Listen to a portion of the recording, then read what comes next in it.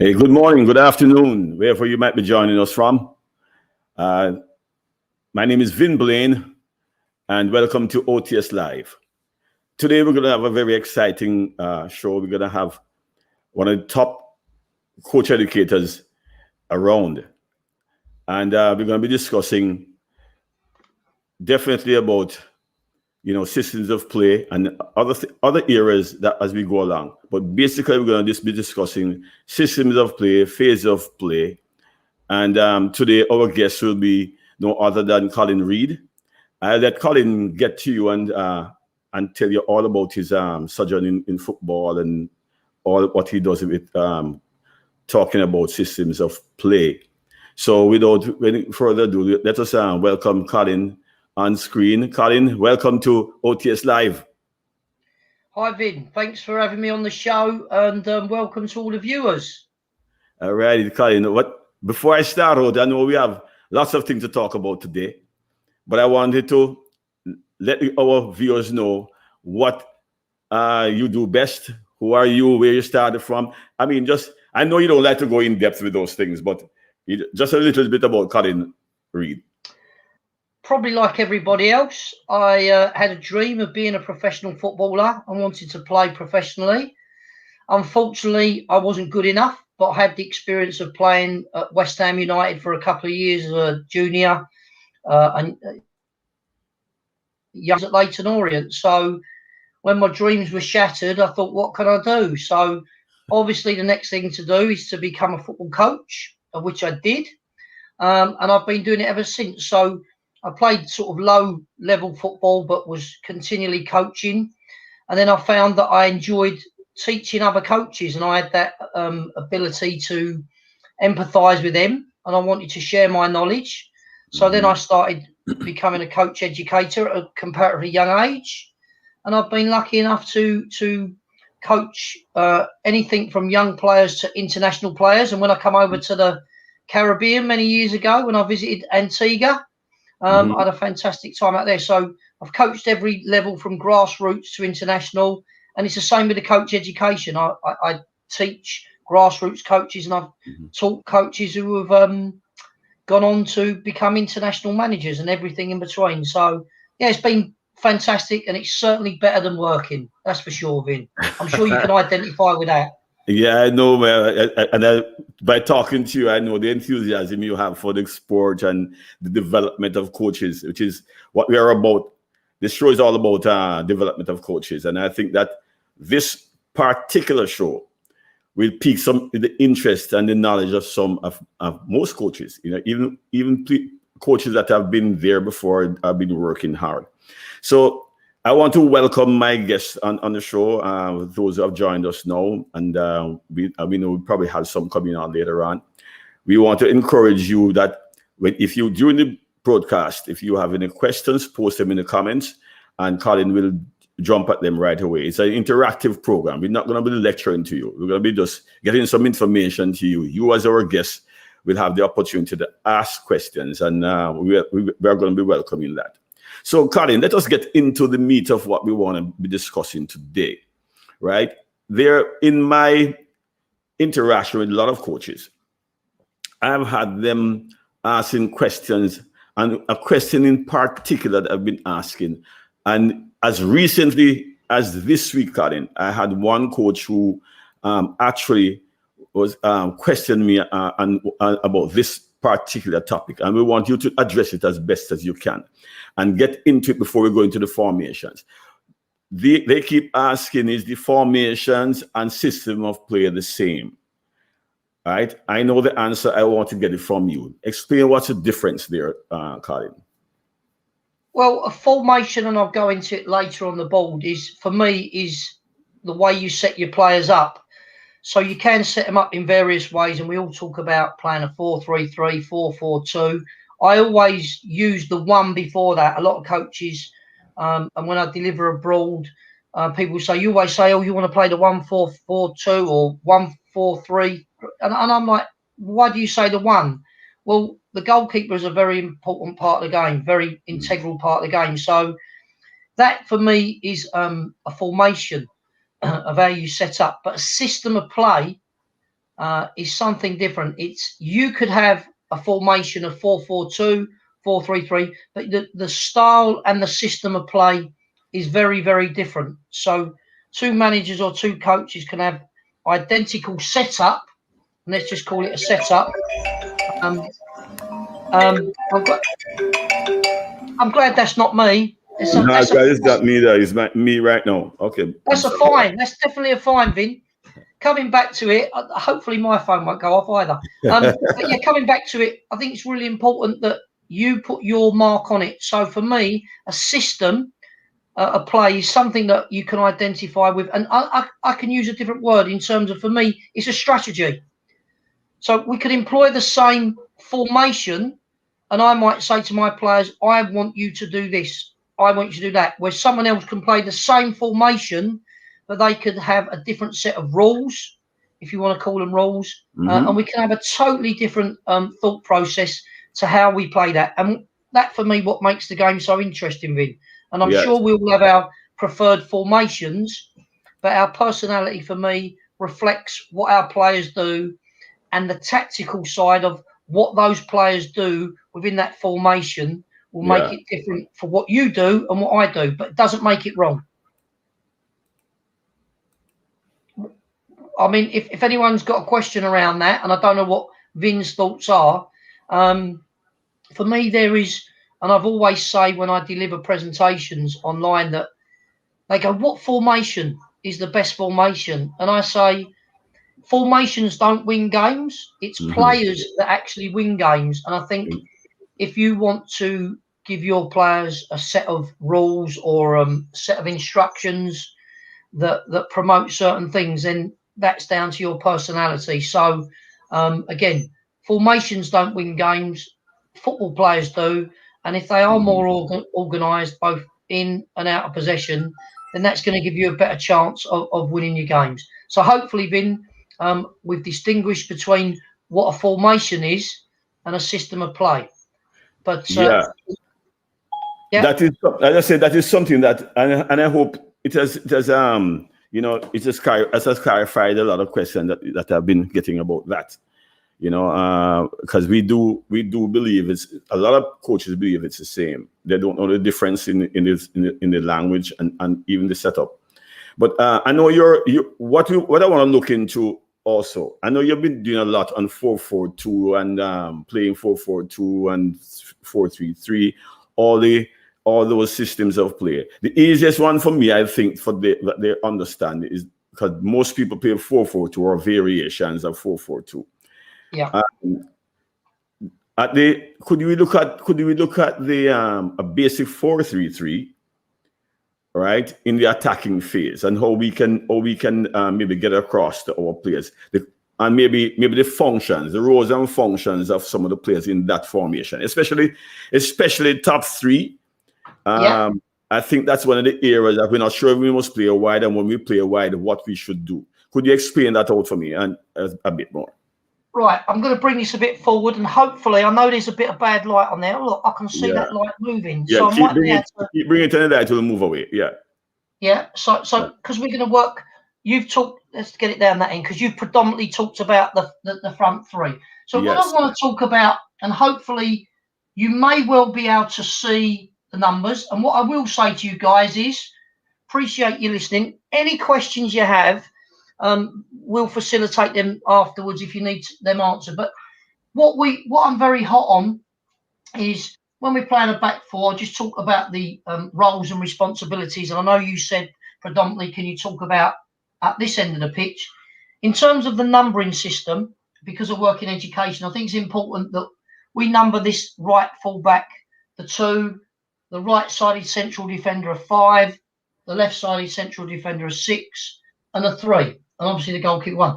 So whilst we number them, I think it's important we talk about responsibilities and relationships between players. So that's how we number them in England. And when I've worked abroad, that changes. And I think the guy, when I had someone on from the States, he sort of says that they have the 4 in there, and they number them a different way. So it doesn't really matter, but for my purposes, 2, 5, 6, and 3. So when I play a 4-3-3, again, this can be a different interpretation. I prefer to have 1 holding midfield player, the 4, and the 2 advanced, the 8 and the 10. So this system is similar to Barcelona's and currently used by Man City. It doesn't mean that it doesn't morph and change into other things during the game.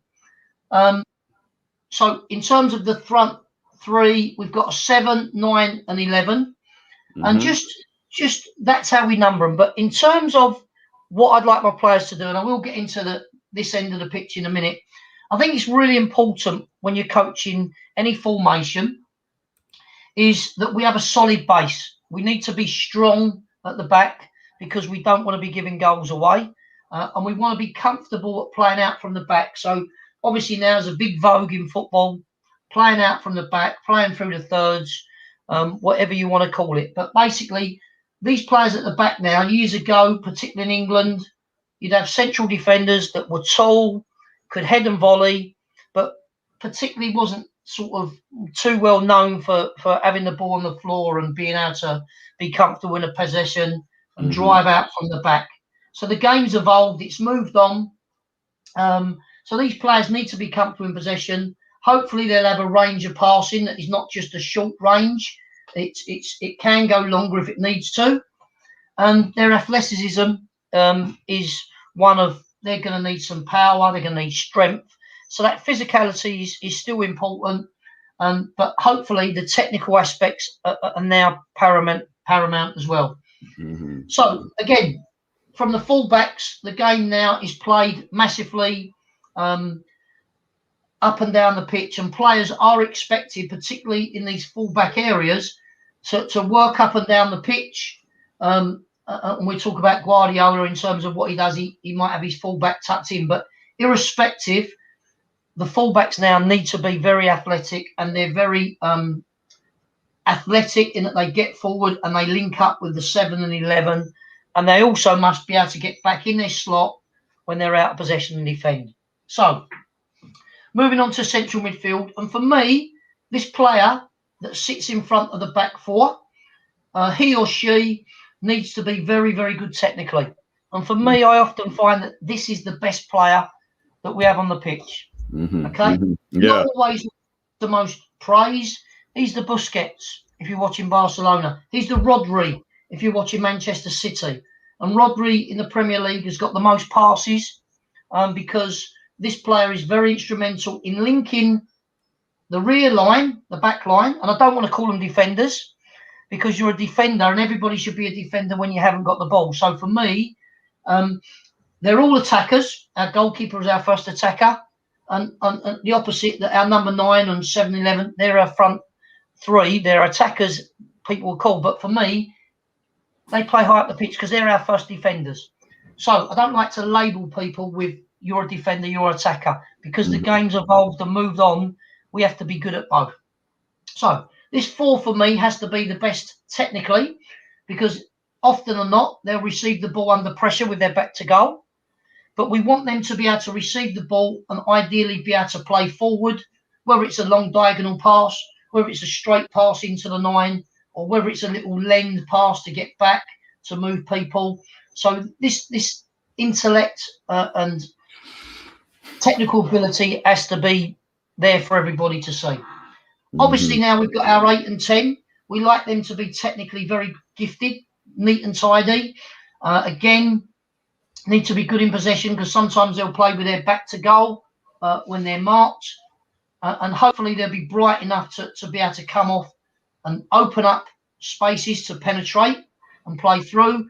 Or if they don't, then they'll be good enough to get on the ball and themselves play forward. So we're looking at the game evolving all around the world and saying these players that play in these central areas are more likely to have players up there behind and be able to be good in tight positions. Now coming on to the bit that really excites me, and these are the players that earn the call and are the ones that really are exciting for me, and that's the front three. We'll come on to in a minute and how they can play and how they can be employed, because some teams prefer to play narrow, whereas, like we said, others prefer to play wide. And I'll speak about that in depth in a little bit longer or in a while, because it's my preference. Like we said, we could play the same formation, but the system or what we want the players to do within that system or that formation can differ. And I think that's really important to point out. So for me, 9, they talk about this false 9, someone who comes deep. I don't like that saying, a false 9. The fact that he or she may play deep doesn't make them false. They're out there. What they do is, if they do come short, and we'll talk about that later, they give a problem to the 2 central defenders. So the characteristics are, if you're going to play that game where someone comes in short, again, need to be good playing with their back to goal, receiving it in tight areas where the play is going to be congested, but equally possess the pace to receive the ball in behind the opponents and run down what we call the sides of the central defenders if it's on. So he or she must be athletic, be able to bring others into play with their back to goal, but also be able to recognise when to run in behind. And obviously, you want them to be able to finish. You want them to be able to finish with their head if we're going to provide crosses. But the way Manchester City play is invariably they're going to finish with their feet. Now coming on to the position that I attempted to play, and this was as a winger. And like I said, the way I like to play is to play with wide wingers. That can be mixed up, and like we said, if you're not getting joy, then you might encourage them to play narrow. But for me, if you play wide and you stretch it, it does 2 things. Hopefully, it isolates situations where we can get one-on-ones, which for me, you would relish as a player if you had pace on the ball and you had a trick. So that's why wingers that play wide. It's twofold. If we play wide as wingers and the other team does the opposite and plays narrow, so we can't play through them, then obviously it gives us the option to try and feed the wingers and play around them and get them one-on-one situations. So that's my preference. However, if by playing wide or staying wide, you occupy the opponent's full-backs, assuming they're playing a back 4, as I set up in this scenario, then what it does allow is 4, and I'll put our team higher up the pitch and I'll put our 4 on the ball. It allows, which I see in Manchester City, and I know you guys watch the Premier League, it allows that space for the 8 and 10 to make these runs. And I know Vin will remember this. In the old-fashioned days, they was called inside right and inside left. Right. That's the old days in the 2-3-5. Before my time, way before Vin's time, obviously, Vin. I know you're a student of the game and you'd be aware of that. So the Manchester Cities have these players in here, the Gundogan's, De Bruyne's. You've got the young lad that I'm trying to think of his name now. His name escapes me. Who can play wide, but because he's a player, they can come in here. So the modern day player is able to be versatile. And there's Sterling. That's Sterling. Sterling can play on the wide. He's played on the wide. No, I'm talking of Foden. So Foden's played there. Yeah. So no, I'm not disputing that. Sometimes Sterling will play on the left because he wants him to cut him in on his right foot. We'll come on to that in a minute. But just clarifying why I like my front 3 to play wide, because we can exploit them space in between. So coming on to the qualities of a winger, I like them to have pace. So in these wide areas, they can attack their fullback and get at them. And for me, I prefer to play a right-footed player on the right and a left-footed player on the left. It doesn't make it right. It's what I prefer. And like I said, it brings it back to the tactical side, because I want my fullbacks to beat players on the outside. but it doesn't mean to say they can't come inside and combine with these advanced central midfield players when they can play these little give and goes if they can't beat them on the outside. But it also allows them to, if they want to, play it, keep their run going and link up on the inside. I'm not saying if we didn't get success and we couldn't get past them on the outside, yes, there are times I do swap my wide players over, and you've seen it with Pep. He will swap them over, so you'll have a Mahrez, who's left-footed, playing on the right, looking to come in and play little combinations with Gundogan or De Bruyne, or because they rotate these, and they're looking for little combination plays. So there's not one method.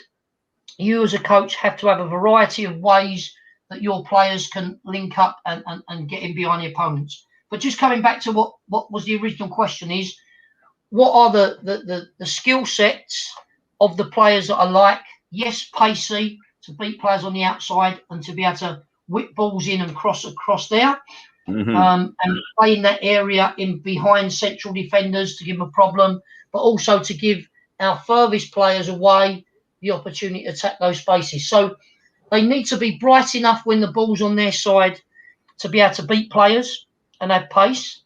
They also need to have the ability to, if that space is sealed off, to be clever enough and cute enough to play the ball inside and keep their run going to cause problems. Or we could even, like I say, mix it up where we play a combination of playing, and what most sides do, they offset. They'll play wide on one side and they'll play narrow on one side, the other side, which gives the combinations of potential fullbacks making overlaps, etc. So that intelligence of not just doing one thing as maybe was done years ago, having that ability to be technically neat and tidy, to come inside, link up, combine with those players in advance of them, and causing teams problems where if we're driven inside, fullbacks, like I said, getting high up the pitch for these little combinations of bounce it round the corner. And Ipswich are the masters of getting in what they call these half spaces, the area, 6-yard box and the penalty spot. So that, coming back to you, Vin, is an overview of what I see the profiles for players. And again, coming back to the goalkeeper, that Manchester City, no one plays out more than Manchester City, but they've got that ability to hit that great big long diagonal if it's on, or as was seen recently, that ball in, straight ball in behind. So all our players now have to be, if you like, not so stereotypical of the players years ago. They need to have combination of the physical attributes, the psychological attributes to be smart enough to take things on board, but they need to have that technical and tactical ability to evolve and move on. And I think that's what's been good about the English game, and with the influx of foreign players over the years and the influx of foreign coaches, and hopefully in the Caribbean, then you've got their great physicality. If you can develop them players technically, and you have an understand tactical, then the sky's the limit. How's that, Vin? Yeah, that's a very good presentation there on that. But I want to get back, if we can get back to and I'm glad you mentioned the inside right and inside left, because aren't those positions now? Aren't those isn't that what they call now the half spaces? But that's where we used to be in. Yes, yeah, it's a good point you've raised there. The half spaces, when I had that terminology, being within the FA and a coach educator, we get all the we're lucky enough to get the reports on games and the new terminology. And basically, when I heard half spaces, I was like, oh, half spaces, do they mean little spaces? But no, what we talk about is the area of the field to play. So what they do now when we watch Sky, and you guys might have access to that, not only do they talk about the 3/3 in playing through the thirds and working our way and progressing through there. And there's many ways you can do that. You can be direct, and that still gives teams problems when you go direct. You can play through the thirds, but when they do this sort of statistical or analysis on areas, they talk about attacking centrally and they talk about the wide areas. So Man City had a game the other night, and predominantly what they did, they mix it up and just go into the tactical side. They'll play the left centre back almost in there, so they're offset. They'll put him in there, and they'll play the winger wide. Now, if you look to the stats on the game the other night, predominantly the areas they got into high up the pitch were done on the left side. Yeah, and they look at so them half spaces. When you're defending, we talk about a wide area. The wide area being between the penalty area and the touchline. Yeah. Right. Then you've got them half spaces, which are the area that they talk about between the 6-yard box, if you extend it, and the penalty spot. That, for me, these areas here, and I know you can see that. On this end, the light wouldn't be so good. But in that half space, Manchester City are so good, so adept at being able to penetrate and get behind the opponents in these areas. And the reason they are able to do that, and for me, is they're the best at it, is exactly because what we've said. They're so well coached. Wherever the ball is, and if it's in wide areas, they're very good at being patient and maintaining possession. But they have players that run, and the other lines will defend deep and set a deep block. And what they're very good at, and I think it is down to the system and the way they're coached, is you've got these two central midfield players who are in essence central midfield players, but have the ability to run. So they're often have good possession high up the pitch. The other team's camped in there. I won't put them all on there, but basically the opponents will hold that edge of the box. And they're very good at getting players in a variety of ways. Again, if you've got a wide player, getting into these half spaces to receive the ball played in there. So they've got runners, the old-fashioned inside right and inside left, that are very good at running from, if you like, in to out. Yeah. And the pass from a wide area going on the diagonal. So often the run might be slightly diagonal. It could even be a straight run because if you've got the ball wide, that pass is in there. So they're very, very good at that. And for me, I watched Liverpool. Chelsea play a different system now, and they play two up front, even if they're wide apart. And there's no one really running beyond. So for me, Manchester City are the masters at the moment in the Premier League, getting players into them half spaces. Yeah. Other team sits deep. I don't know if you've noticed that, Vin. De Bruyne gets in there a lot. Yes, yeah. And sometimes when Sterling cuts in, that's where he ends up also. Yeah, I mean, if Sterling plays wide, he can feed them balls in. But invariably, when he's played in that side, and you see it'll be this nearest central midfield. So they're very good. And I think the advantage of playing that 4-3-3 is when you've got two advanced central midfield players, you can do that. So you know when it's on your side, I'm going to be that one. So the combinations are between the three, the left back, the winger, the 11, and the nearest central midfield player, the 10. And that just swaps when it's on this side of the pitch. The relationship is between the 2, the 7, and the 8. So they're the three players, whether it's on the right or left, that are instrumental and is their sole responsibility to get the ball into these areas and attack, whether it's the byline, the touchline, and cut back. But they get into these half spaces. So whether it's somebody going on an overlap and it's played in and bounced and we get in there, that's a basic example of a fullback going on an overlap, being shown inside, goes in there, can't play to him, in and bounce. That happens a lot at Man City. Also, if the fullback is backing up the winger, you get that little one where if the opponent's fullback doesn't get pressure, it's as simple as just making that little run we've said and getting fed in there to get in behind them. Or you've got the little combinations of where you're driven inside and you're drawn in, and then it's just a little give and go, and they get in behind them now. So for me, Manchester City are head and shoulders above any other team I know at penetrating teams that sit deep.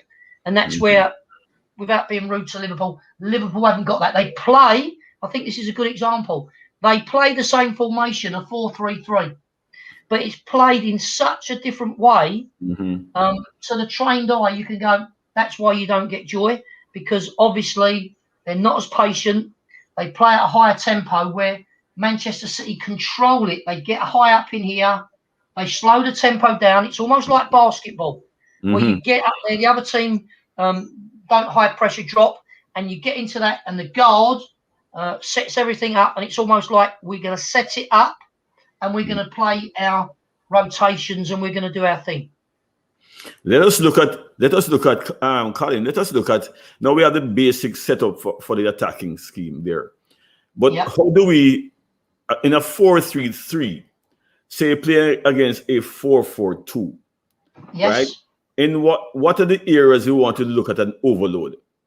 If you're playing 4-4, you're playing 3 in the middle against 4 midfielders. Yeah. And that is the area that is really, really, really essential for us in transitioning from attack to defense. Right. But look at the attacking overloads first. What areas do we want to get into? Good, great question, and I want to answer them, Vinny, because you've asked a really good question. For me, most teams will play 4-2-3-1, and I just want to briefly.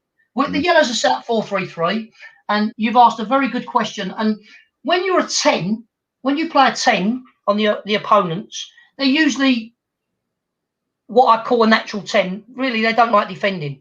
And we've had, I'll give you examples in this country of what I think, and I don't mean to be disrespectful. You've got Dele Alli, who's very good out of possession. And when they're, or very good in possession, but when they're out of possession, these 10s who just think they're there, and I'm not being disrespectful to any player, the disadvantages of that is they often go asleep. So for me, if you've got a 4-3-3 with a 1 holding and 2 advanced, I think it's good out of possession, because you're naturally, and I'll give the ball just up there, you know you're playing against. Our 4 can mark their 10, our 10 can mark their 4. So you know what you're doing out of possession. Now, if you just change that around and you say, right, when we're in possession, and that was your question, I'll come back to it, if we can get our 4 on the ball, and you will happen a lot, Rodri will get on the ball, or Fernandinho will get on the ball, because often the other team don't man mark anyone. They won't say, go and get on that most dangerous player.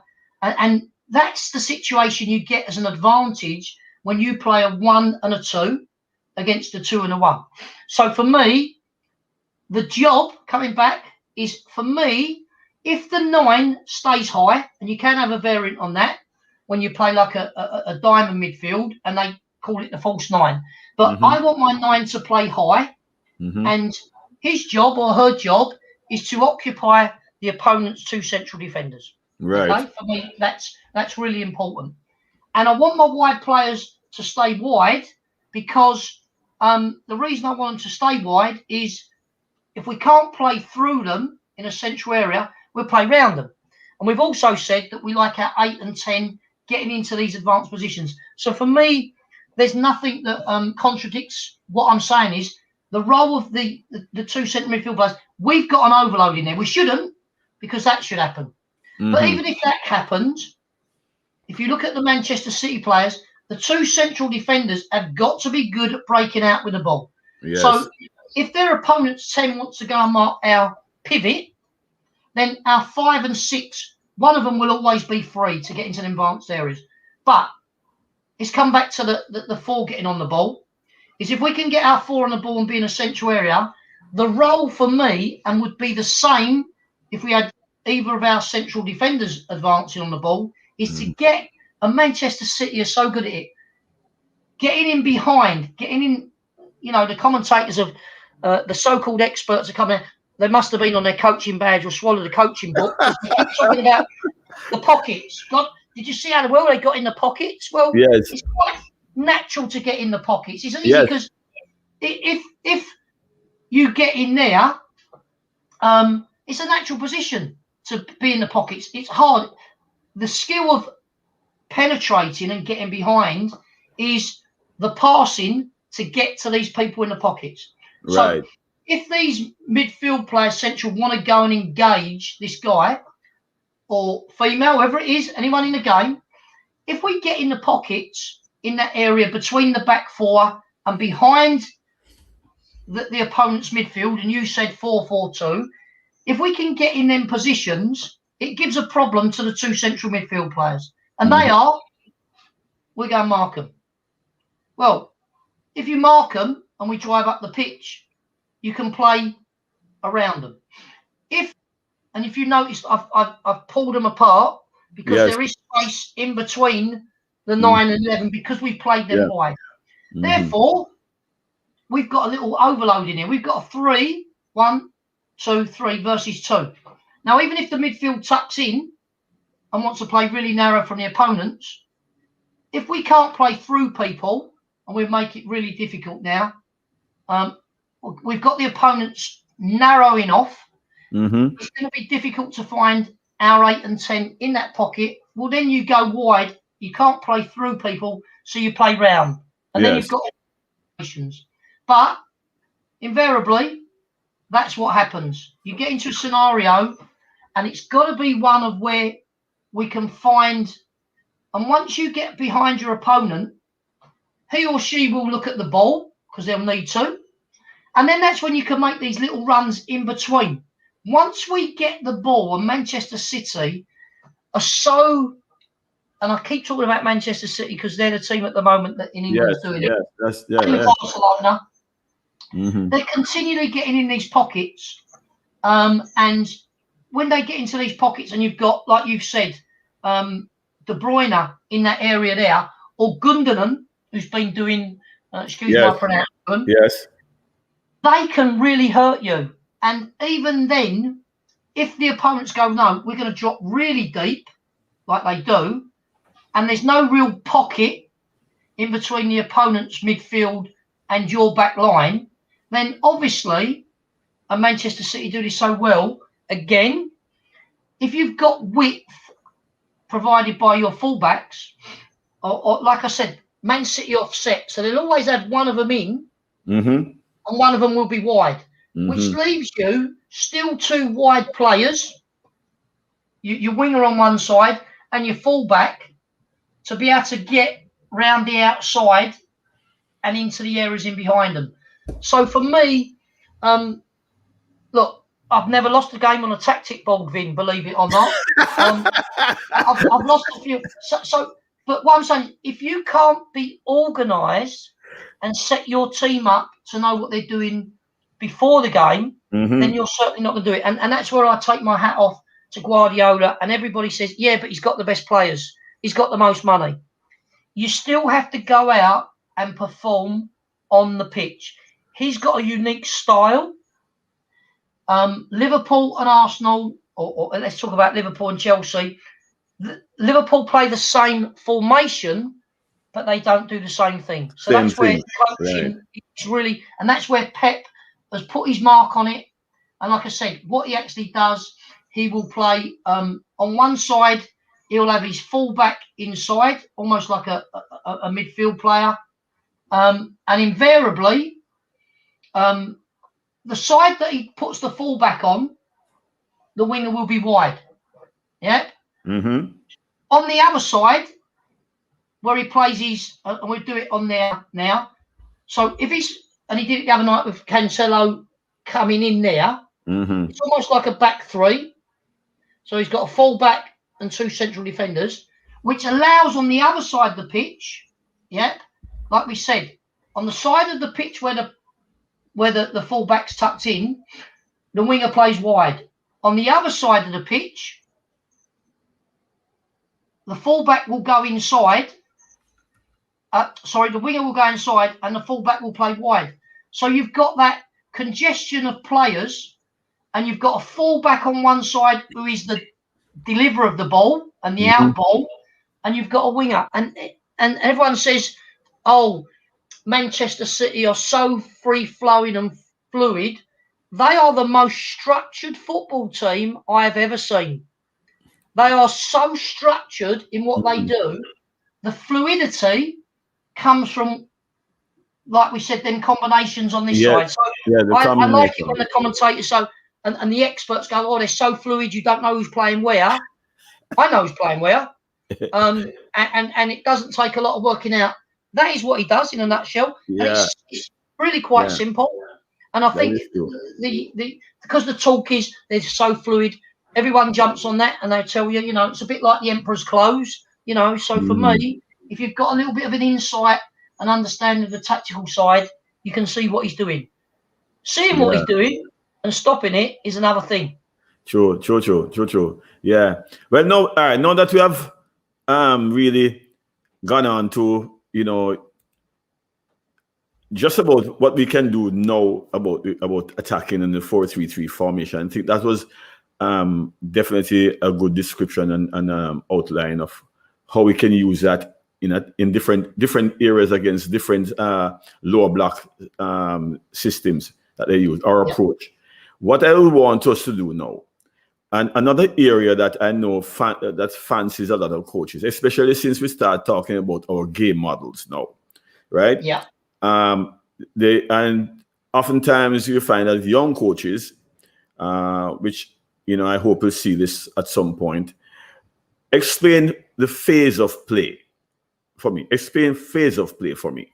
Right. So in coach education, and we did have a little chat earlier in the week, Vin and I, and for me, what I've done when I've gone in, when you work in coach education, it's fantastic. You can set up 11v11, and it's great. You can work on any aspect of the game, from playing out to playing through the mid-third to the final third. But we know the logistics of when you work with a squad. You may have a squad, and I'm going to use the number 16 players. So for me, what I've done when I've delivered stuff is I'm going to talk about phases of play, but I'm just going to explain how 16 players is ideal. And most of you have a squad of 16, so you can't play 11v11. A phase of play is, for me to clarify, and you might have your own thing, is an area of the field we want to work on. It might be playing out from the back. It might be playing through mid-third. It might be in the finishing phase. If you look, and let's just talk about playing out from the back, I'll tell you what we'll do. We do playing out from the back coming this way, because obviously the light is better, whereas it's shining on there. So we're going to work with the whites. If you look and you play 4-3-3, I'm just going to take these back. 16 players is an ideal number, because if you wanted to work on playing out, what it basically is, and you've heard it said before, it's forwards v defence. Well, what players are the primary players? We talk about, if we're going to work on playing out from the back, what players do we need? Well, if we're going to play 4-3-3, right, we're going to need, certainly going to need our goalkeeper and our back four. So we're working on playing out. I'm going to work on these whites playing out against the yellows. And we said 16. Okay. Now, who do you need? Well, we might need the back four. We'll certainly need our midfield three. Okay. Now, for me, if you look at it, you'd have your, in the big picture of 11v11, I'm only going to work with the players in this half of the pitch. But I'm going to put where the 7, 9 and 11 are, and we're going to talk about the primary players. We're playing out from the back. We're playing this way. What players I'm going to need? Well, I'm certainly going to need them, and I'm certainly going to need the players on there. The 7, 9, 11 are probably not going to be instrumental. They're not going to be used. We want to play to them. We want to play out. So we'll put them up there. Well, we need to replicate something that says we're going to, the other team might play a 4-2-3-1 or a 4-4-2. So if they were set up as a 4-4-2, they may be like, there's the front two. But if you want to set up as a 4-2-3-1, then obviously you need the 3 on. Yep. And you're going to need the 2 in midfield. So the players, if you look, hey presto, we're only using the players in that. So what I'm saying to you is that's what the big picture looks like of 11v11. We're working on a phase of play. Well, if we push our front three up high, our front three would occupy, like we said, if we play them high and wide, would occupy their back four. So I've left those players on the pitch so you can see them. But in essence, the primary players, and I'll move them up even higher, are these players, because we want to work on playing out from the back. And I said most teams will have a squad of 16. So if you think the most important thing is to work on playing out from the back, that's what you get. And if you look at the numbers, forget, oh, we'll have people go, well, that's not real. Well, it is, because we've set the big picture up. If you look, you go, we've got 1, 2, 3, 4, 5. So we've got the back four and the goalkeeper. That's 5, 6, 7, 8. 8 playing out against 1, 2, 3, 4, 5, 6. And people say, is that fair, 8v6? That's what it looks like. Watch Manchester City play tonight. Watch the teams play. There's your 16 players. There's your squad. Forget them because you're playing out. That's real. So for me, a phase of play replicates what's going to go on a field of play. Whether the other team want to play a 4-4-2, yep, that's what it looks like. It's real. So you can work on that coming out. But if you want to flip it on its head, okay, and you was to say, right, I want to work on going towards the goal, okay, and we now said the yellows, if you wanted to set your practice up going the other way, because you wanted to work on the finishing phase and you played 4-2-3-1, that's what you would need. Now you're going, well, is it real? Well, it is, but let's just say you wanted to work predominantly on finishing and crossing. Have you got the right number of players? Well, I've got my front three. I've got my 1. Where I'm lacking now is I'd like to think that my 2 fullbacks would be involved. You go, okay, you put them in there, but now you've got too many players. We haven't got all them. We've now gone from having 16 to 18. Well, what players on here might you think that you could just change? Well, what I might do, what can I do? Right, I could take a player off of this team. Is that real? No, I want to work specifically on my nearest central midfield player supporting it. My crossing is going to come from my 2 and a 7. So I need those players on it. So what I might do is because the other team I've got now, we want to play 4-3-3. So it's really important to remember is the yellows are not playing that. So we have to flip it around. You've got your 4. You've got to set them up realistically as you would in a game. So now I've flipped them round. You're now going, well, the other team would have that. Now look at the numbers. So you go, we're playing 4-3-3. We're now the yellows going that way. I've got my 4, 8 and 10. I need my 7 and 11. And because I want to work on combinations, I need my 2 and 3. So if you look at the number of players you've got, you go 1, 2, 3, 4, 5, 6, 7, 8. There's your 8. Yeah. But it's got to be realistic, and the opponents have got to go, well, 2 would play against 11. The 5 and 6 are in there playing against a 9. We've got that. So now you lose a bit of realism. So now you say, well, our 2 and 3, but if you count the opponents, you go 1, 2, 3, 4, 5, 6, 7. 7, and we've got 8 going forward. So you've still got another player to add on from now. So it's now making it real. It's now making it real. So if you want to work predominantly on the right side, you need to replicate what's going to happen in the game. So now if you look at the numbers, and we said 16 is your squad, we know we've got 1, 2, 3, 4, 5, 6, 7, 8. That's real. And if we need 8. If we've got 8, we've got 8 players left. We've got 1, 2, 3, 4, 5, 6, 7, 8. So you can predominantly work on this side, and that replicates realism. So you can't have it exactly, but then you say if the ball gets transferred and we want to go and work on this side, it's got to be real. You go, well, that's not real because there's 2 players playing against 1. So then you just have to switch it around. And when you're working on this side, yep, you're pretending this is the right winger, okay? And they're just, so you're changing the practice to make it real on the side of the pitch that you're working on. So for me, a squad of 16 is sufficient to replicate any system in any area of the field of play. It's just about the coach having the knowledge to be able to replicate the opponent's formation and your own. So, you know, I see many practices where people have, and no one's saying you can't do it. I would do it if I was working on defending. If I was working on defending, I might say, right, I'm going to coach the whites to play against the yellows, and I'd have an overload against us. But to work realistically and have 2v1 when there's no winger out here, for me, is unreal. However, it's a way to start the practice to get the basic movements of the overlapping or backing up.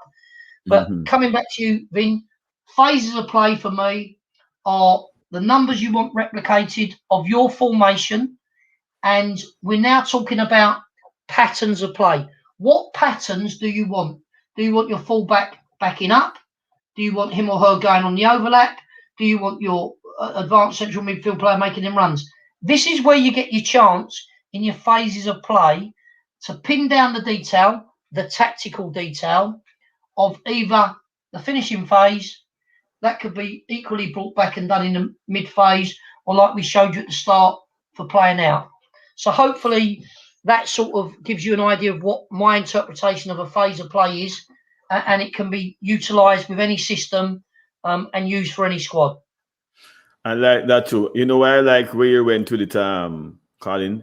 You went straight into, we can also now look at organizing your training session. Because the fact that you say you have to match up, it has to be realistic. So you have to match up the players. If you have a number 9, then he's not more than likely going to have 2 players on him, right? Yes. And on the wings, you have to have a certain matchup. So when you're looking at what you're saying now, Colin, is that when you're having your, say for instance, the who involved with your training session. So you're looking at your 8, your 6, maybe your 7, you know, and the number 2. So on that side is where that's the side that you have in your problem, right? The what. Now you're saying if you're going to be looking at those players, they must have a matchup from the opposition. Yeah, that's realistic. It's got to be realistic. And what I'm saying is, there is times when there's a 2v1, and you are able to create that to get success. So I don't always. So a simple example is, I see lots of coach educators, or not coach educators, inexperienced coaches, and there's nothing wrong with getting success. And that might mean by having an overload and in a little phase of play here. If I just take them players out, you've got an unfair matchup. You've got a 2v1 in advantage of the attacking team, and that does happen. But the situations that happen in wide areas invariably, and this is what I ask coaches when they set up, what do you normally get? The combinations you can get are generally, if I segregate and draw a line there, you get 2v2, yeah. If the fullback or the opponent swings out the game, you'll get a 2v1, yeah. You'll get 1v1s, and the worst one that you'll probably get if you're attacking is a 1v2. So there's 4 scenarios that you have to set up and work, and there's various ways that you can implement that. So if you wanted to start off on your phase of play and you predictably wanted to work on the right-sided play, getting crosses in, then there's nothing wrong with going with 2v1. But you can still manage your session if you have 2 on, and it's the way you start your practice. And the way that you start it for me is, we have this in England now. If you want to work on in possession, attacking, you need to start out of possession, because everybody sets up nicely. Everyone will be like, in possession, that's not real. So if you just bring this forward and I go, if you're now working on in possession, I want you to start out of possession, because you'll be in a completely different mindset, and you'll be in a position and shape and set, like you said. So an easy way to do that is just to set something up and it is hypothetical, but it's got to be realistic. So midfield, even though we're playing 4-3-3, out of possession, I want them to be narrow, and it's almost like a 4-5-1. So there's your 5 in midfield, your 4, 8, and 10. 7, 11 have tucked in, they're narrow, there's your 1. Now, if I want to work on getting crosses in from a wide area, we set it up like that. It can be as simple as, and I'll make it even easier, that you could get the 7 who's a bit sleepy. All you have to do is get something where there's a little bit of pressure on the ball because the 11 wouldn't pass, the 3 wouldn't pass it. A little bit of pressure from there. Everybody's numbered up. You kick it off by saying, right, 3, you're going to find your winger because the other team's got the ball. They've got width. You play it into him. You go on your bike. You step in and win it. Now, straight away, we've gone from being out of possession and set up to defend to now you've falsified the situation. The wingers of the opponent is temporarily out of the game because you've stepped in and won it.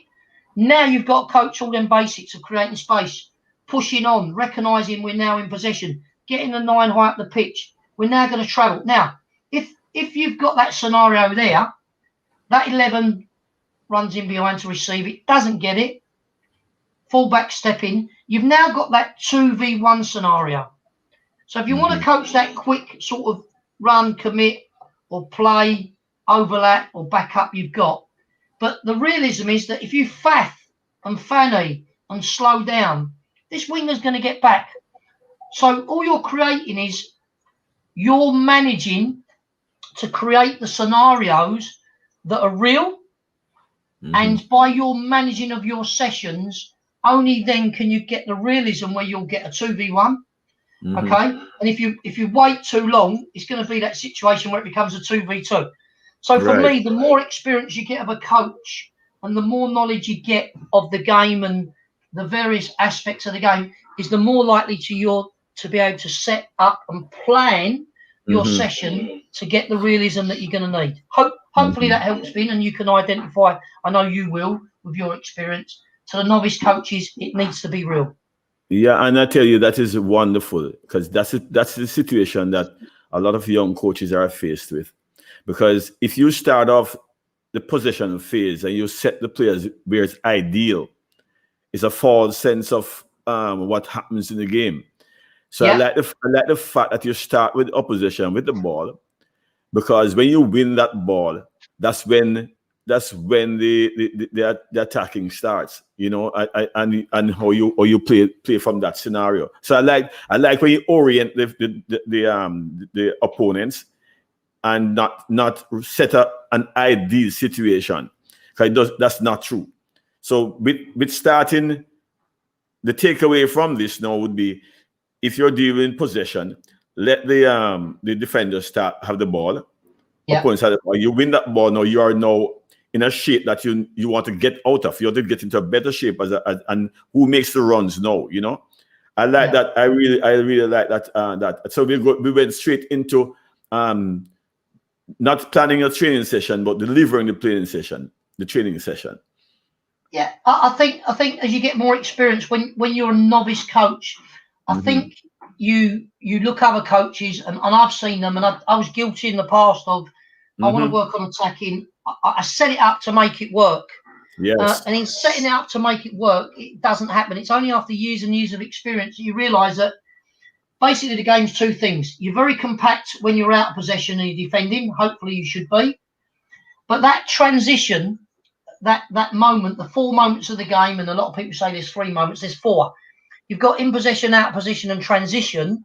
Right. But for transition, you've got in possession to out of possession, and you've got out of possession to in possession. So when you get to the more advanced stages of the coaching badges in the UK, it is, well, you've got an attacking theme, so you need to start off without the ball, because as soon as you win it, the most important thing to do is to recognise that transition, and then it's about the principles of play, creating space, moving out, making the pitch big, the movement to get there, the supporting angles, the supporting distances, asking the questions, can I penetrate?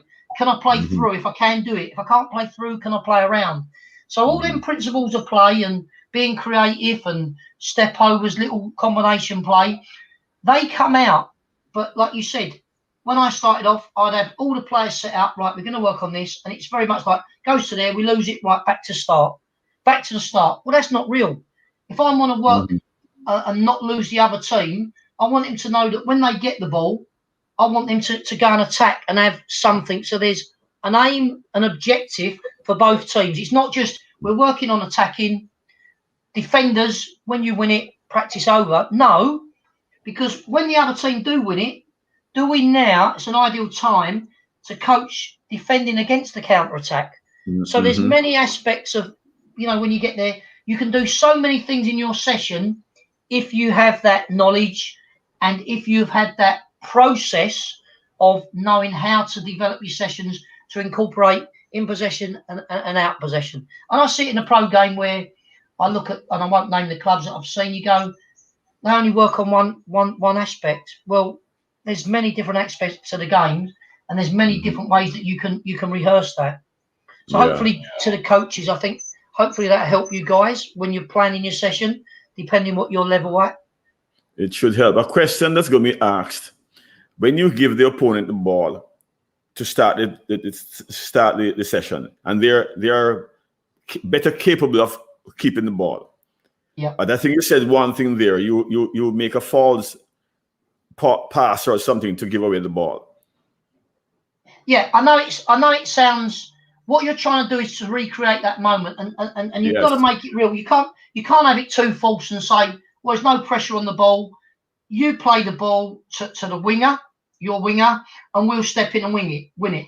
So you need to create it where there might be a bit of pressure from the 9 who's come across, or even the 8 who's left his player, and it needs to be real. Otherwise, players go, this is not real.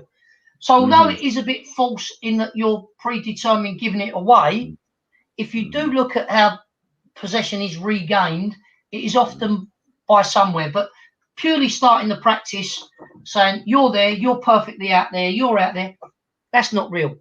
Players have got to understand that them transitional moments are the moments that we're educating our players to say, right, we haven't got the ball, but when we do, I'm going to be ready to do this. And vice versa, where we might want to now coach defending against the counter-attack. So we're going to work on, if you want to work on coaching against the counter-attack, you might start off with the ball, which is a contradiction to what I said, and then you give it away, and now you've got to defend. Yeah. Because you are working on your team being out of possession. But that's what you need to do. So it's recognising that we'd all be spread out. We might lose it. It might be intercepted. What are our roles now? Well, can't get any pressure on the ball. So he's got to start, or she's got to start to make a recovery run. Obviously, in the game, this person will travel. What do you do? Well, there's no pressure on the ball. Is there a threat up the other end of the pitch from my 5 or 6? I might have to drop off.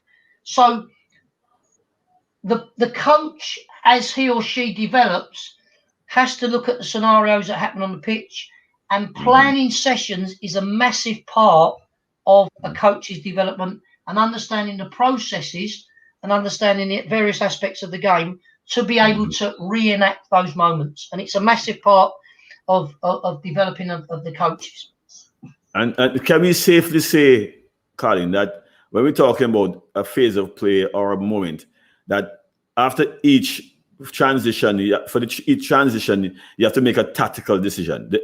Whoever is either in position and out of position, there's a tactical decision you have to make. So if you're in position and then you lost position, there should be a tactical decision attached to that movement. Yeah, and there's like a process. Can I affect the ball? So if I gave it away and someone was 2 yards away from me, your first question is not to recover.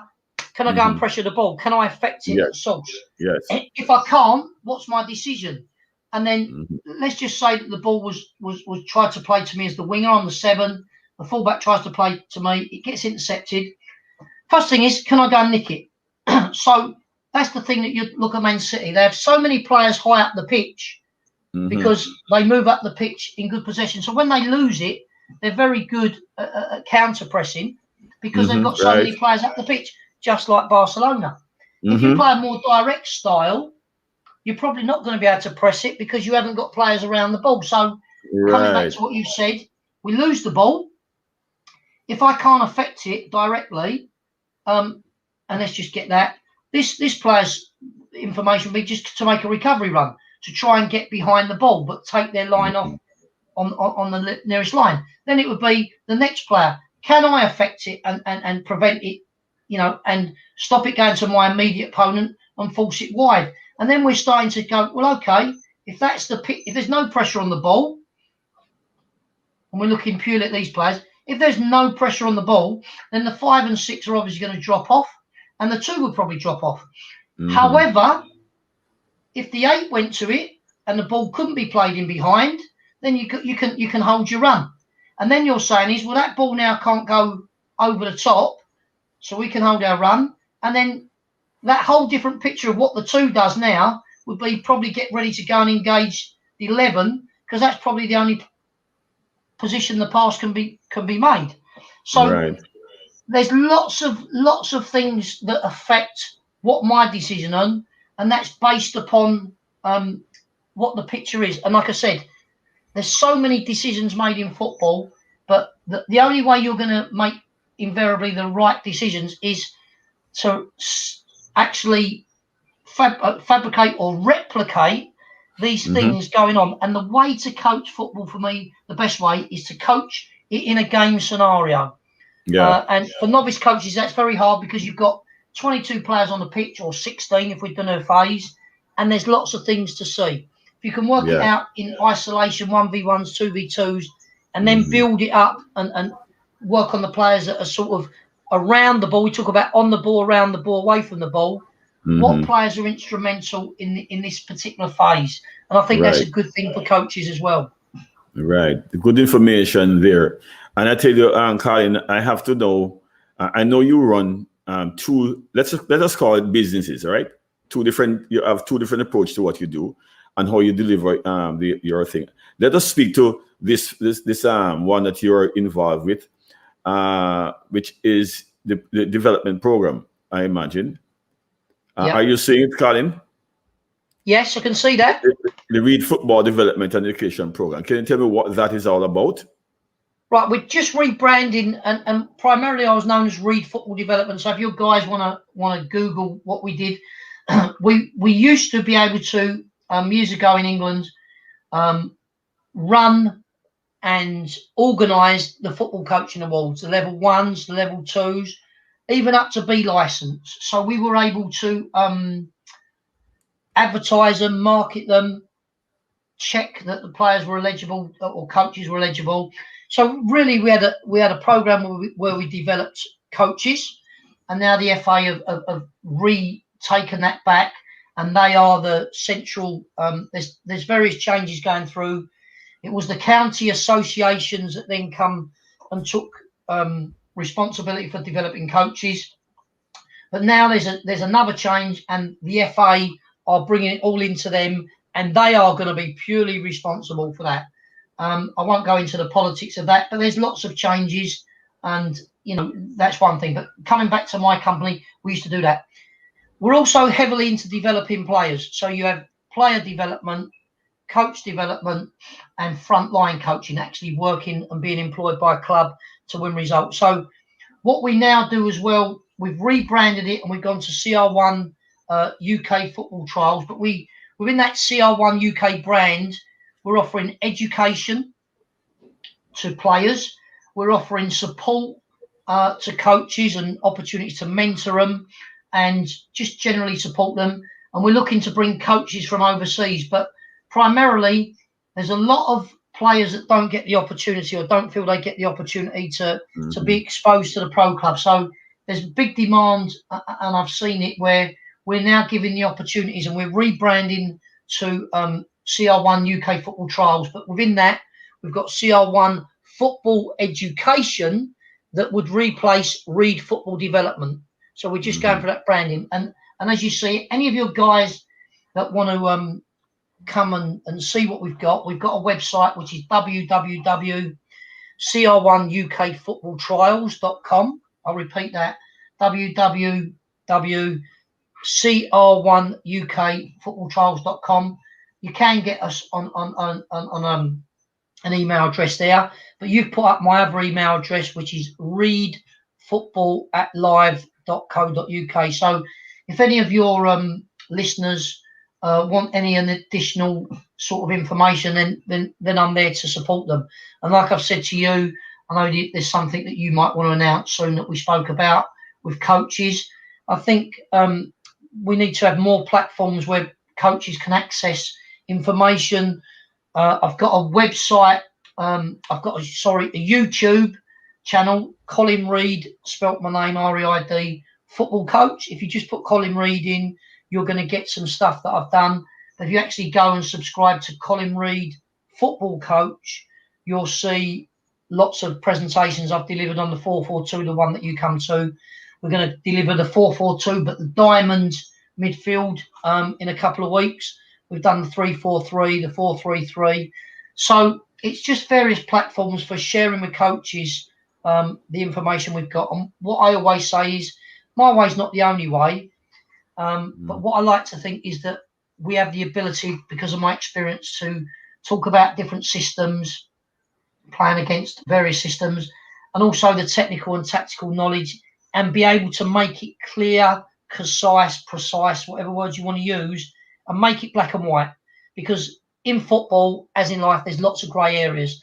And I find the more experience I've got, if you can make things simple, black and white, and make it about decision A, B, C, and prioritising, what I feel my experience is that I'm able to prioritise quite well now, and able to articulate and explain to coaches, and more importantly to players, what their roles and responsibilities. And that's what I think that the coaching world needs, and it needs more coaches that are able to do that within the game. And I've just put something together now where we're looking at the coaches in the Premier League, and 50% of them are from overseas. 8 of our coaches are English, and 2 of them are British. That's 2 being Scottish. So what I'm saying to the coaching fraternity is, I want the English coaches to be the best in the world. And we had this debate many years ago in the FA. We're highly respected, but I'm now looking at the coaches and saying, well, we're getting coaches from Italy, which we welcome, Germany, and that's what's made our game evolve tactically. And I think the English coach in particular needs to become more tactically astute and more aware. Before we know it, we'll have the Premier League with 20 overseas coaches. And what I'm saying is, I want to see more English coaches in the Premier League, but they're American. And I want to see more English coaches who are able to go abroad and influence maybe Germany, Italy. And I look and I don't see many coaches from England, and it's a concern of mine about the quality of the coaches we're producing at the higher end. And that's not it's not a slant against any individual organisation. It's more about, have our coaches got the opportunity? If they have got the opportunity, they need to be tactically astute and tactically aware. And as I'm talking to coaches in the Caribbean, I went out there around about 2000 to do a program where I was invited into Antigua to share my knowledge, which was far less than I know today. So it'd be a great honour at some time to go back to the Caribbean, see how the coaches, and you would know more about that, about being able to have an effect on the coaches at the lower levels, and in turn of the coaches as you go up the pyramid. Because what I say to you guys, and we had this conversation the other day, you've got so many talented athletes in the Caribbean, and if you have, I'm not saying you haven't got tactically astute and tactically aware coaches, if you have more of them, particularly working with the younger players, then obviously in turn that feeds up into the higher levels, where you can get that experience and affect the countries that you're directly, the Jamaicas, Antigua, Barbuda, the Virgin Islands, any Caribbean island or country that's going to give you more esteem and basically more knowledge to pass on to your players. So that's what I hope by sharing what I do with yourselves. And there's lots of other fantastic coach educators and coaches out there that I'm sure you're aware of, that share their stuff online. Yeah. And you know. And that leads me to a question. But I want to just make this clear that you and I had spoke about extending your services outside to the Caribbean, which I'm deeply involved with. I've already spoke with some coaches, and I think that's a good way of getting it done. And a question here from Everton. Everton is actually in the UK, but let me just put this question up that you can see, right? It's a, do you allow coaches to recruit players from your business model for college, university in the USA? Everton, I don't know where you are in England. You're not going to believe this. Because of what I've done recently, I was approached on Wednesday by a corporation or an organisation in this country. And what I'm saying is to them, I've had a meeting with them yesterday verbally by phone. They sent me an email. In the recruitment thing, I'm a great believer in offering opportunities for coaches, for players. It's up to the players, it's up to the coaches to take those opportunities if they are there. So for us, we are now just talking to an organisation that do exactly what you said. That doesn't mean we're going to be exclusive to them, and I'm not talking out of school here. I'm a great believer in bringing organisations together to give opportunities to players, because the bigger picture what we've got here is not only giving players the opportunity to be exposed to professional clubs and non-league clubs and to find their level. We've also been approached, like I said, for saying, well, how about you go to college and university in the USA? So if you've got to connect with that, great. Like I say, we haven't signed anything with this other. We're not playing one off against the other. I'm a great believer in that you share, and if that gives opportunities in one company and another company, then great, we'll do that. So in answer to your question, we're willing to share those opportunities through our social media contacts and through our contacts in itself. So hopefully that answers your question.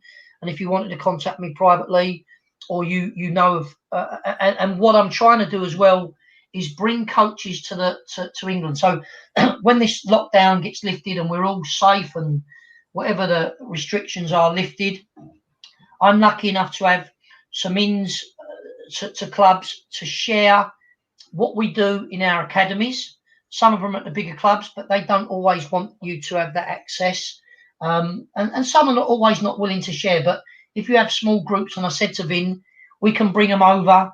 I've got some big hitters who are ex-managers, and people want to see a variety of people working.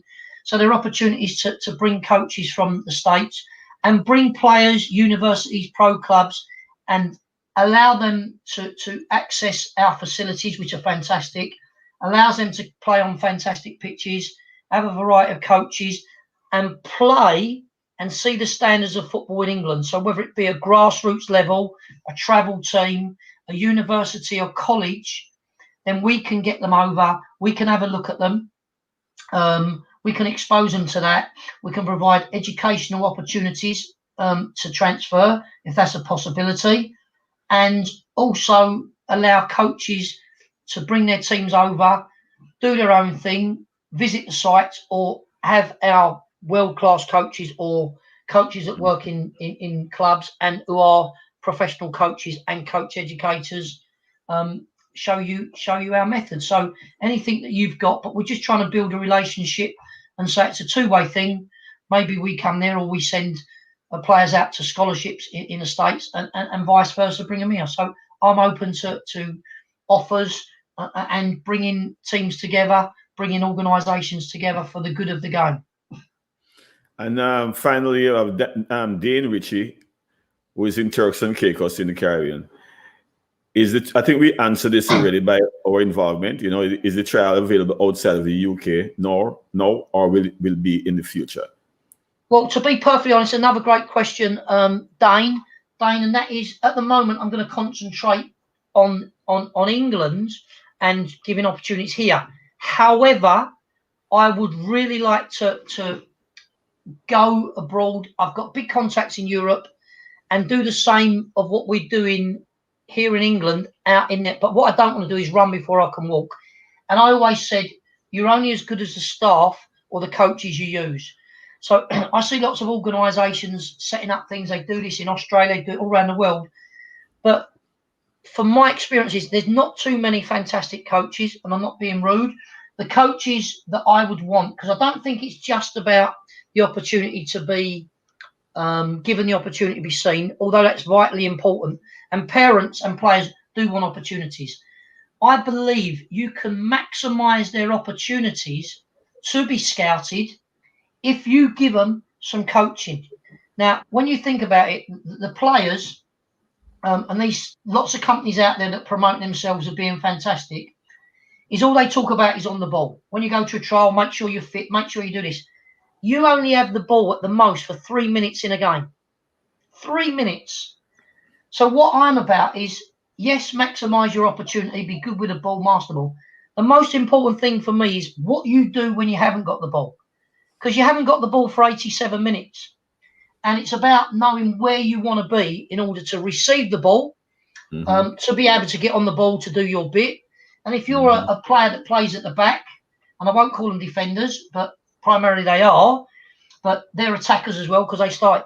You need to know the positions of where to be, because if you don't know where to be, you're not going to be able to intercept. You're not going to be able to tackle. You're not going to show your ability on 1v1s.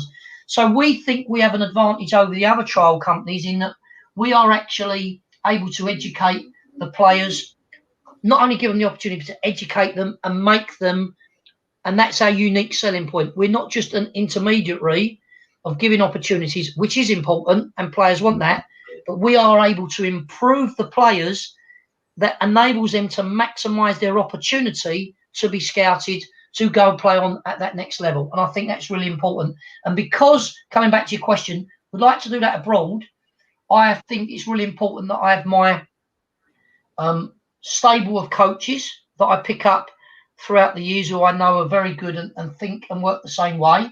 And if I was doing that abroad, and this is what I'm saying about working abroad, you need to educate the coaches so you're singing from the same hymn sheet and that you're coaching the same things. But don't get me wrong, there's some very good organisations and companies that offer that. But in answer to your question, we are looking to do that. And it would be good to have partners to be able to establish those links and bring our methodology into those countries. But we also remember you have to fit in and be able to adapt and be versatile and morph, all those things, evolve and fit into that country's way of playing. And that's if you're looking at players to be scouted and recruited in that country, you have to know the culture, you have to know the way they play and how you're going to achieve that. So you have to have an open mind and be able to adjust and be able to offer what that country needs. And if you're taking players to England, then they might say, well, this is the way we play in this country. Well, no, you need to evolve and be able to, if you want to make a living in England, these are the traits, these are the characteristics of not only the coaches, but the players if you want to get a living in England. And it's the same if I want a player to come to the States, I have to know what the game looks like in the States to be able to recruit players that when they go out there are going to be able to adjust to the game in the States or the Caribbean or wherever that country is. So hopefully that's answered the question. I am quite delighted with the flow of the show. We started up with the phase of play and the difference, and not phase of play. We started with the formations and the difference between the systems of play and a formation. Then we went into formations and not planning it, but we went straight into how you deliver a coaching session, how you organize your coaching sessions, and what you have to pay attention to, which is, I think that was very, very important for young coaches to understand. You not just don't put 8v5, but not know what the 5 is supposed to be doing, how you organize the opponents. So I like that, Colin, and it was really a joy having discussion. You know, as football-minded people would talk for the entire day about football, you know, but I appreciate you coming on, and I must tell my viewers that I met you when I came into one of your sessions doing 4-4-2 formation, and you were very accommodating, and I respected that. And I'm encouraging all the coaches that are on to join in, you know, get all the information. I know Colin is open to you contacting him. He gave you all his information. Let me tell you, type in Colin Reid and you'll come up. He has 1,000 videos on YouTube, covering different areas. As you heard him say, he's going to look at 433. So look out for that on his website. Colin, I hope at some point we can get to talk to you again, because it's important that we educate coaches in these times. Not all can afford to get onto a course, but if we give them little snippets of information like this, right? I think that I'm looking forward to maybe I can have you on again and talk about a couple other topics that are related. As a coach educator, I think you can help them. I think if we look at one, Colin, that has to do with planning and delivering training sessions, would be very worthwhile for these coaches. I don't know how much I can thank you for coming on, but I really, really hope that my coaches, got something from it today. And I want to also thank them for coming on. I want to thank all the coaches that came in and looked and listened. And I also know the ones that will be listening on a replay. For those who could not come on live, it will be on the YouTube, so they'll be able to come on and see. All right, there are little glitches. I'm still sorting out some things, but I think that for the most part, the information that you gave was, well presented, and I hope it was well received. All right. So until then, if you want to, I can talk for England. Can I just cut across you and say, first and foremost, thank you for letting me present to your coaches. I want to say, so I thank you from that, because I really feel privileged to be able to talk to your coaches. I want to say to the coaches, don't give up hope. Wherever you are, you will improve. You need to get out on the grass or on the red cinder or whatever you got. I've coached in the Caribbean. I know we're blessed here. We moan about the facilities in England, but I know that you're not blessed with the facilities we've got. That doesn't stop you developing as coaches. All I'm saying to you guys is I'm there for you. I'm trying to get some resources that I spoke to Vin in a week and we'll get you access to. So share some other things with you. I want to see your feedback on that. But any questions, go to Vin. Anything that you think that I may be able to help you with. And, I'm here. I love the game. I haven't lost my enthusiasm for the game. Follow what I do. Give us a little like and that. And like I said, it's an honour and a privilege to be invited on. Vin, what you're doing is fantastic. And keep up the good work in the Caribbean. We've got lots of players now with backgrounds from the Caribbean. And, you've got the potential I want to see one day a Caribbean side playing in the World Cup and getting there. And my dream was to see Antigua in the World Cup. I know you have to go through the qualifying. But like I say, keep on doing what you're doing and you will take it forward. And I sincerely wish you all well. And the only regret I've got is that I'm not over there in the sunshine. So enjoy your coaching. I know. And keep safe. Keep safe, guys. And God bless you all. See one Kimata says very valuable information. Respect Colin Reid. And we have another person that came on and said, blessings, Uncle Vin, which is, I'm called that sometimes. Thanks, guys. Valuable info. And the final one from Dane. Dane wants to big you up also. He says, thanks much, Colin and Sir Vin.